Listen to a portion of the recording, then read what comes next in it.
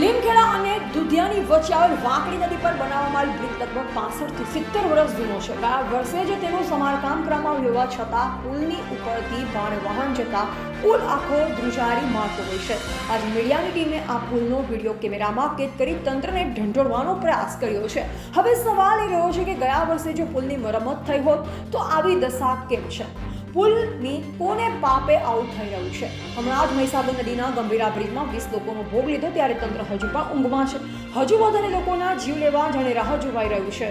આ ખાડા કાન કરી જાણે મૌન સેવી રહ્યું હોય તેમ લાગી રહ્યું છે. આ વાંકડી નદીનો પુલ એ રાજસ્થાન, વડોદરા, અમદાવાદને જોડતો રસ્તો હોય. ભારે વાહન અને વાહનોની અવરજવર વધારે હોય અને પુલનો એક ભાગ 5 આંગળા જેટલો નીચે બેસી ગયો હોવાનું વિડીયોમાં દેખાય છે.